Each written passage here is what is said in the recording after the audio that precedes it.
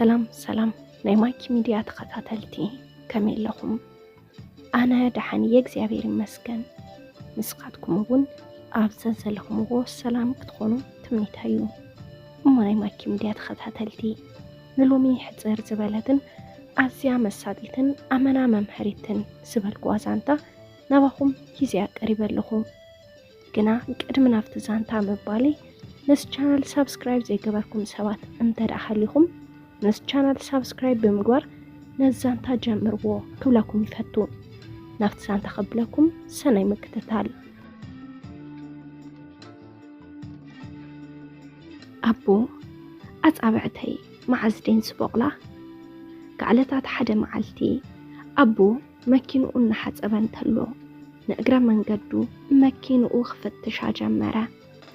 እንተኾነ ወዲ 5 ዓመት ወዱ ብእምኒ ገይሩ ኣብታ መኪና ዝሓንፀጾ ነገር ምስ ረአየ በቲ ኣብ ኢዱ ሒዝዎ ዝነበረ መፍትሕ ናይ ብሎኒ ገይሩ ንወያ ህፃን ብሕርቃን ሓረሞ። እቲ ህፃን ኣዝዩ ስለ ዝተሓሰየ ናብ ሕክምና ተወሰደ። ኣብ ሕክምና ምስ ኣተወ ዓፅሚ ጎንቦ ኢዱ ስለ ዝተሰባበረ ኣጻብዕቱ ብመጥባሕቲ ተቆሪጹ ክእለ ተወሰነ። ወዮ ህፃን ኣቦኡ ኣብ ትካዘን ሓዘንን ምሕላው ብምዕዛብ ብዝተኸፍአ መንፈስ ኣቦይ ኣጻብዕተይ መዓዜን ተመሊሰን ዝበቕላ ክብል ሓተቶ። ኣቦ ብጣዕሚ ተበሳጩ እናበኸየ ንደገ ብምውፃእ ብናይ ሓዘንን ጣዕሳን መንፈስ ደጋጊሙ መኪንኡ ብምሕራም ኣብ ጎኒ መኪንኡ ተጸጊዑ ኮፍ በለሞ። ኣብ ተወዱ ዝሓንጠጦ ጽሑፍ ግልጽ በለሞ። እንተኾነ ካብ ትጽቢቱ ወፃኢ ከይስተብሐለሉ ዝነበረ ነገር ተዓዘበ። እቲ ህፃን ኣብታ መኪና ዝሓንጠጦ ጽሑፍ ኣቦይ ማዓረይ ይፎቶካየ ዝብል ነበረ። ኣቦ ነዚ ብዝረአየ ሰዓት ነብሱ ወጥፍአ።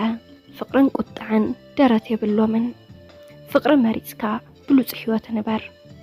ነገራት ክትጥቀመሎም ሰባት ድማ ክንፈቶምን ክነፍቅሮምን እዮም ተፈጢሮም። ሕጂ እንፍጽሞ ዘለና ነገር ብግምጣሉ እዩ።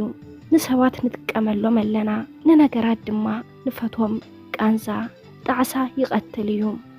ቀስ ብቐስ የማስን ወይ እውን ከምዚ ናይዚ ዘይተዓደለቦ ክሳብ ነፍሲ ምጥፋዕ የብፅሐካ። ዘጣዕሰኩም ነገራት ፈጺምኩም እንተሊኹም ሕጂ ተመለሱ።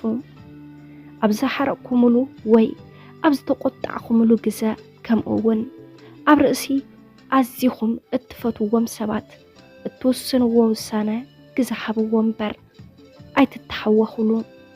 ፈጺምኩም ተሓዊኽኩም ኣይትወስኑ። እቲ እትፈጥርዎ ሓዘን ካብ ዘሳቀየኩምን መንፈስኩም ካብ ዝኣስረኩምን ኣቐዲምኩም ኣስተኻኽልዎ።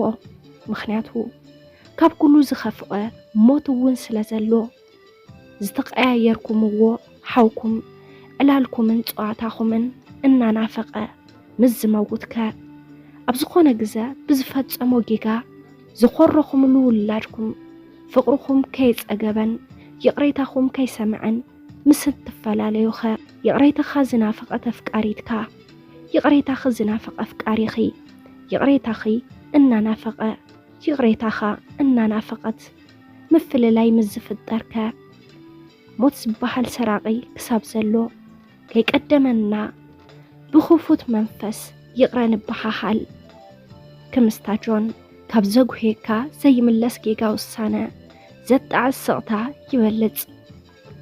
ሰላም ናይ ማይክ ሚድያ ተኸታተልቲ ንሎሚ ሒዘልኩም ቀሪበ ዝነበርኩ ነዚ መስል ነይሩ።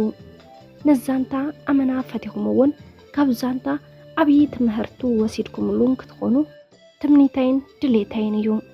እሞ ናይ ማይክ ሚድያ ተኸታተልቲ ነስ ቻናል ሳብስክራይብ ዘይገበርኩም ሰባት እንተደኣ ሃሊኹም ነስ ቻናል ሳብስክራይብ ብምግባር ነታ ናይ ደወል ምልክት ብምንካእ ናይ ቻናልና ናይ ወትሩ ተኸታተልትና ክትኾኑ ነላቦ።